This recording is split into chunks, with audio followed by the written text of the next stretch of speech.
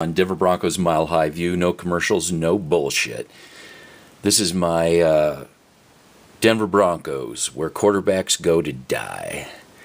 And I'm going to start off with a imitation of Zool from Ghostbusters, playing the part of the Denver Broncos fan base, and Dan Aykroyd playing the part of Case Keenum. You know, when they brought in Case Keenum, the fans were, "Are you a quarterback god?" And Case Keenum, in his best Dan Aykroyd, "No." "Then die." Well, it looks like I was right. Even before they brought in Case Keenum, that the fans by week 5 would be calling for his head.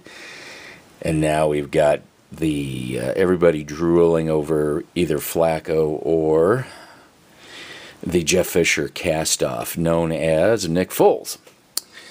Because, now that, nobody wanted Nick Foles, of course, until he was put in the role and where he was on a decent team. And people think that, you're going to be on our team and you're going to have similar results. Same with Joe Flacco.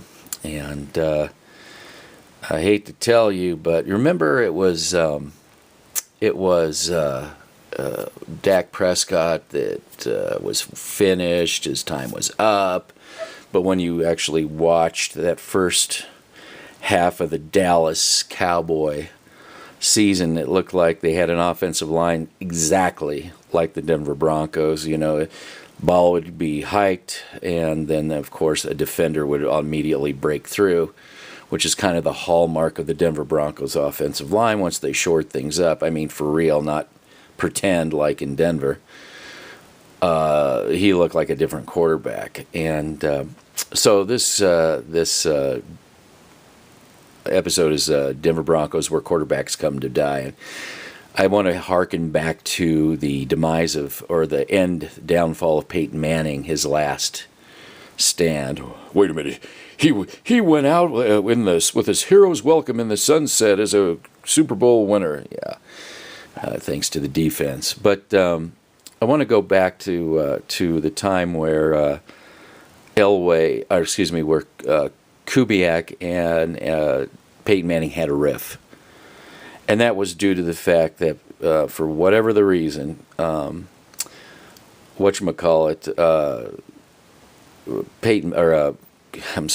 Kubiak wanted Peyton Manning to, be something he wasn't, maybe more like Jake Plummer, roll out, do play action. I mean, and this is we got now Kubiak coming back in, and everybody's clamoring to get rid of Case Keenum. So, but let's move on to the next one. So they continue to keep Mike McCoy, Mr. Overly Complex offensive system when he doesn't have the player personnel to run it. And the offensive line, which was going down the tubes, I'd say even the third year before Peyton Manning left, it just continued to get worse and worse and worse. So by the time they throw Trevor Siemian in there, they've got an overcomplicated system. They cannot possibly run because they don't have the offensive line to go through, 5 or 6 reads. It's like a turnstile of defenders coming through. And, you're asking somebody like Trevor Siemian to do something with that. Also, you had Sanders, of course, hurt, which, last year I was playing the game with a lot of people I know is, let's play, when is Sanders going to be injured next? So he was hobbling around for most of the season, and then Demaryius Thomas, Dropsy Doodle himself, was, not really putting much of an effort in either. And they were easy to defend. I mean, they put rookies on those guys, 2017, no problem. Rookie DBs. So, you think that's going to go. Of course, it was all Trevor Siemian's fault. You put some of these guys behind a line that can actually pass block and in a system where they can get rid of the ball quicker. Oh, gee, wow, they're all of a sudden this great quarterback, duh. Back to Dak Prescott, okay? But so when they came and got Case Keenum, I said, "You look, he's not going to the Vikings. Okay, this isn't the Vikings.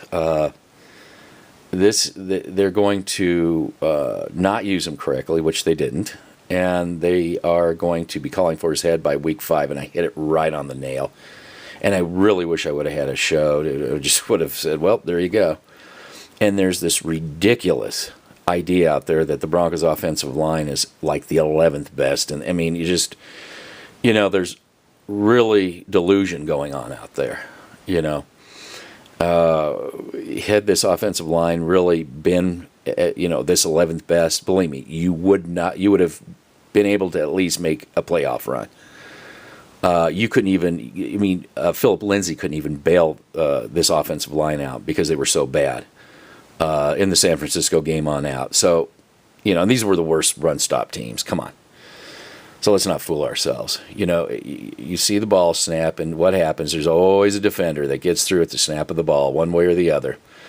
You got the running backs running routes when they should be in there blocking. Now, come on. And don't tell me that Kubiak had nothing to do with the offense, what was going on.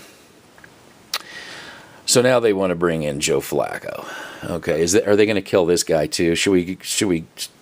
It's kind of like the old Western where, there's going to be the gunfight, and they got the pine box. They got it all set up for the guy that's just about ready to get shot and buried. So so now they want Joe Flacco. Flacco's going to make all the difference in the world. I think you better start working on that offensive line. You need to hire an offensive line coach. You need to get a system where you get rid of the ball quicker than you are. And you're going to have to run a lot more. I was reading an article. It said Flacco, a disaster waiting to happen. Now I don't know if Flacco's all that bad. He's not as mobile as he is. But I'll tell you the difference between Joe Flacco and Case Keenum. You'll say arm strength. Well, let me explain the arm strength difference. Is that Case Keenum will have to plant his feet to get a throw off. Part of his footwork, where if you watch some of the stuff, you can go on YouTube and watch both of them, and watch Joe Flacco. You'll notice that he doesn't necessarily have to have his feet planted like Case Keenum, but that gives him an advantage to throw the ball a little bit quicker. But the bottom line is that if they have an offensive line on the pass blocking that it continues to be porous the way it is. Look at Andrew Luck. The same thing. And if you want to, you even look at the New York Giants in the Eli Manning, who of course is washed up, but his offensive line, it looks just as bad as our offensive line. It is really porous. Maybe it was more like the offensive line pass blocking 2017. But I think if you put Eli Manning behind a Patriot offensive line, I think that completely changes everything. And again, I say to everybody, I said, if you want to see an offensive line that actually works, just pop in, go look at Tom Brady highlights and take a look at that offensive line. Just the blocking that guy gets is I'm more impressed with their offensive line than I ever was with Tom Brady. It's just it's amazing how year after year after year they just have a marquee offensive line.